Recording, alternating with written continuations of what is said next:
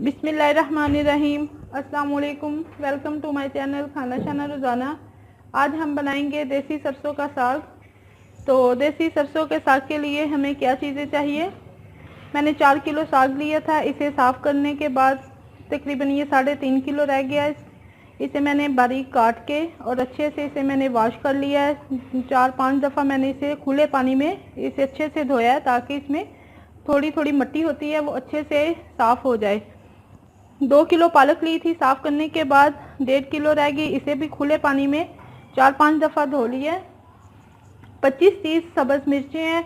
इसमें मोटे वाली भी हैं 4-5 मिर्चें और बारीक वाली भी हैं। ये सारा मसाला हम ग्राइंड करके डालेंगे। ये 25-30 सब्ज़ मिर्चें हैं। 2 टुकड़े अदरक के हैं। 10 से 12 जवे लहसुन के हैं। 2 दरमियाने साइज़ के प्याज, इन्हें मोटा मोटा काट लें। 2 टेबलस्पून भर के फ्रेश कुटा हुआ धनिया है और 2 टेबलस्पून नमक। तो क्या करेंगे, सबसे पहले हम एक बड़े पतीले में या बड़े देगचे में, जिसमें भी आपने बनाना है, हांडी में बनाना है या आपने किसी दूसरे बर्तन में बनाना है, तो पानी गर्म होने के लिए रख देंगे। तो उसमें पहले हम साग को शामिल करेंगे। साग को जब 2-3 बॉयल आ जाएंगे तो फिर इसका पानी हम निकाल देंगे। तो चलें, मैंने पानी गर्म होने के लिए रख दिया है, तो इसमें मैं साग को अब शामिल कर दूंगी। पानी गर्म होने के लिए रख दिया था, पानी में बॉयल आ चुका है। अब इसमें साग शामिल कर देंगे। बिस्मिल्लाहिर्रहमानिर्रहीम।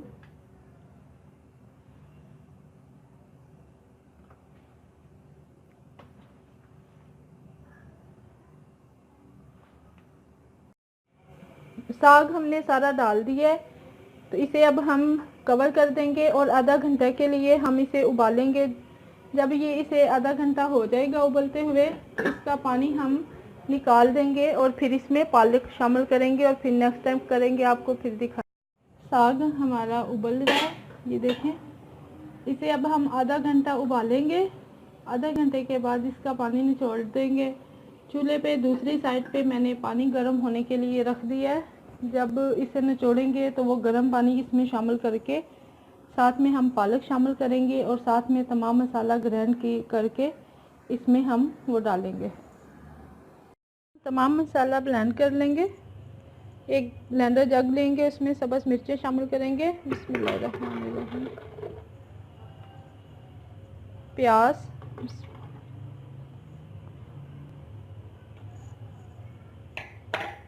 लहसुन,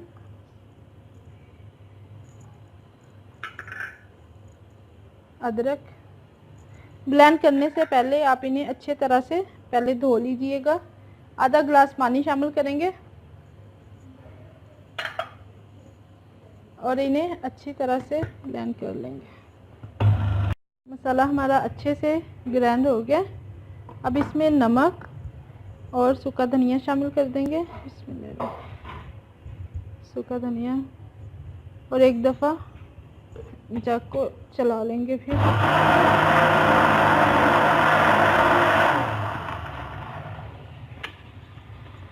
ये अच्छे से तमाम मसाला ब्लेंड हो गया। अब हम साग जो हमारा उबल रहा है उसे हम निचोड़ लेंगे, उसका पानी निकाल देंगे, फिर उसमें ये हम शामिल करेंगे। देख सकते हैं कि साग को आधा घंटा हो गया उबलते हुए। अब इसका हम पानी निचोड़ लेंगे। साग का पानी निकाल लिया। अब इसमें हम साग शामिल करेंगे। बिस्मिल्लाहिर्रहमानिर्रहीम।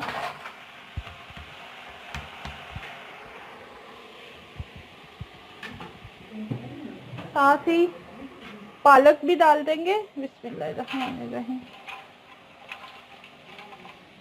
जब हमने इसमें साग डाला था तो माशाल्लाह पतीला भरा हुआ था, तो ये उबलने के बाद थोड़ा सा रह गया। अब इसमें पालक डाल दिए। पालक डालने के बाद अब इसमें हमने जो पानी गर्म किया था, तो वो पानी अब इसमें हम डाल देंगे। बिस्मिल्लाहिर्रहमानिर्रहीम। ये मैंने 1 बाल्टी मैंने तकरीबन पानी की ये गर्म की है भर के। आपने इतना पानी इसमें डालना है कि आपके इस पे साग के ऊपर पानी आए। ये देखें, ये देखें, ऐसे आपने पानी डालना है। और चूल्हे की फ्लेम पहले हम हाई रखेंगे। जब इसमें बॉयल आ जाएगा तो फिर हम चूल्हे की फ्लेम मीडियम टू लो कर देंगे और ऊपर से हम इसे कवर कर देंगे ताकि जो है साग अंदर ही अंदर पकता रहे। और जो मसाला ग्राइंड किया हुआ है वो इसमें डाल देंगे। बिस्मिल्लाहिर्रहमानिर्रहीम।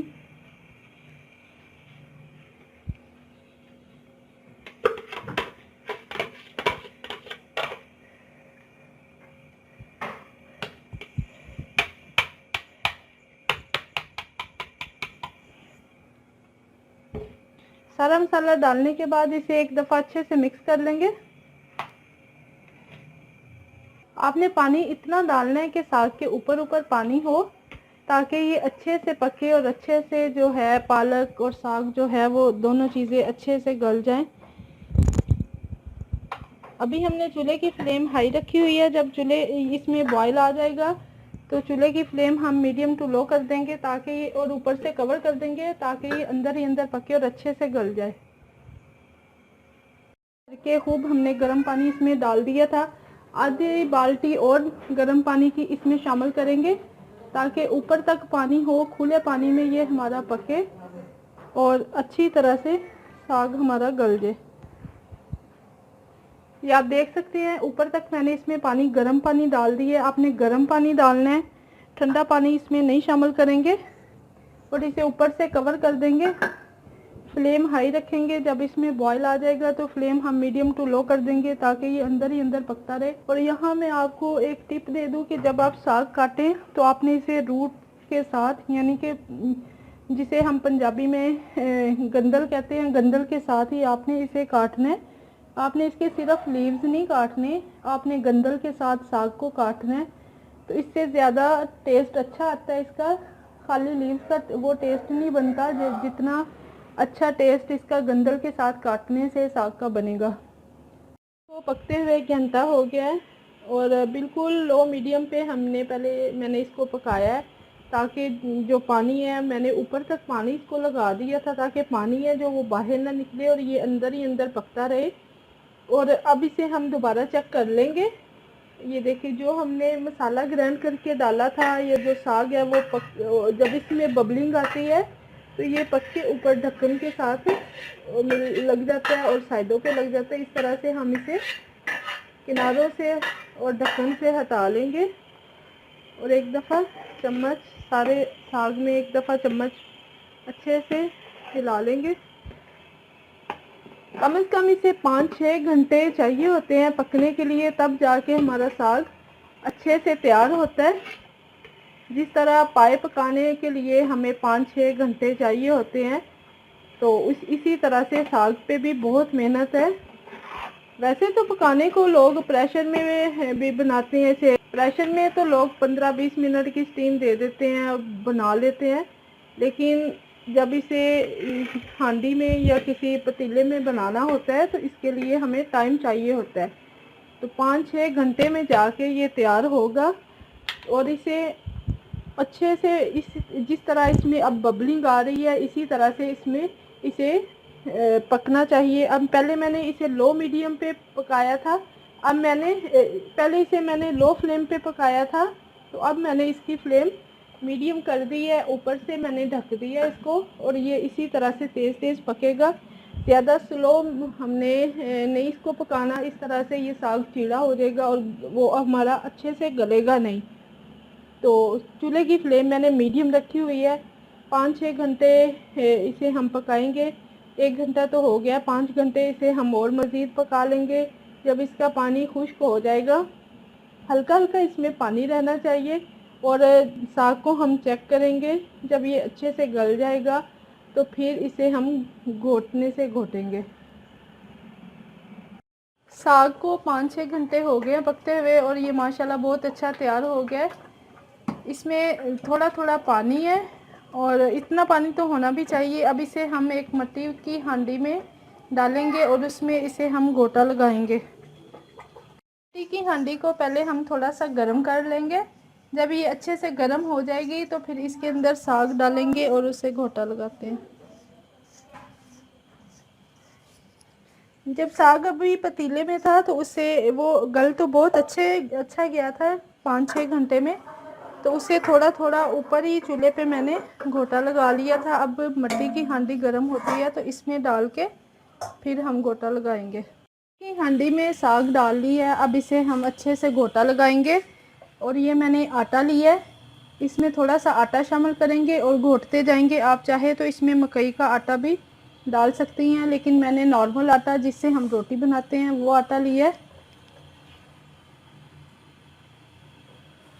बिस्मिल्लाहिर्रहमानिर्रहीम। इस तरह से आटा डालेंगे और इसे अच्छे से घोट लेंगे।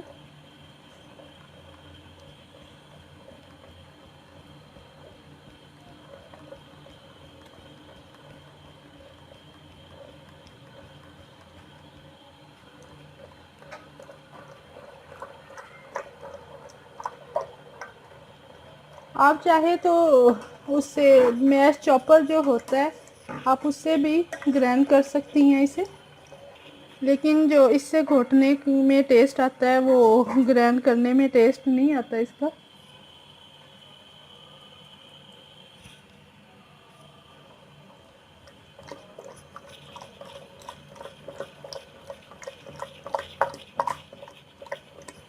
बस आटा हमने इतना ही शामिल करना है, आटा और हमने शामिल नहीं करना इसमें।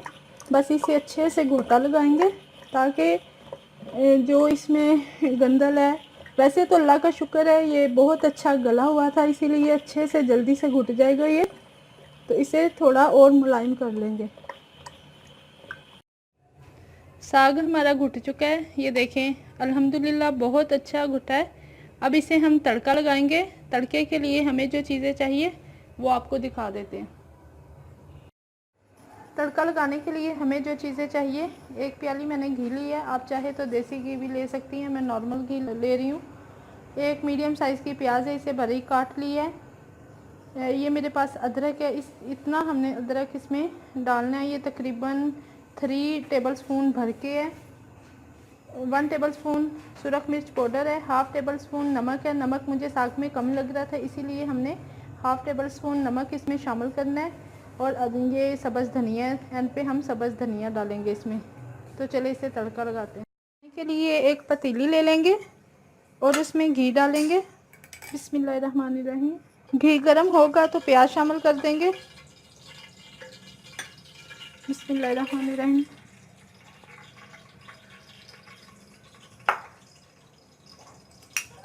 प्याज को हम गोल्डन ब्राउन कर लेंगे।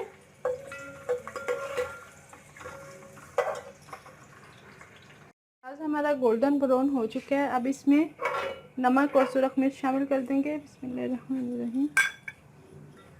अदरक शामिल करेंगे, अच्छे से मिक्स कर लेंगे।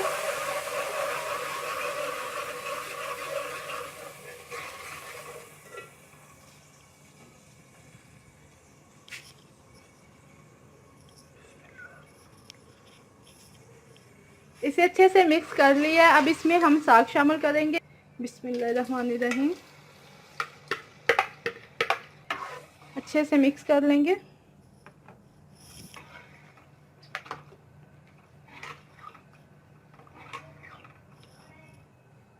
धनिया शामिल कर देंगे। बिस्मिल्लाहिर्रहमानिर्रहीम।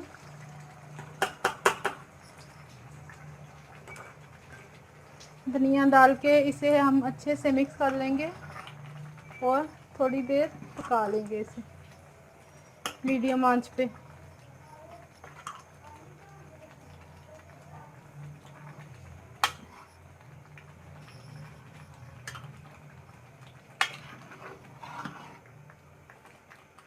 धनिया डालने के बाद इसे हम 2-3 मिनट के लिए पकाएंगे। इसका पानी खुश्क हो जाएगा और जो घी डाला है वो ऊपर आ जाएगा, तो फिर हमारा साग तैयार है। साग हमारा तैयार हो गया अल्हम्दुलिल्लाह। अब इसे हम डिश आउट कर लेते हैं।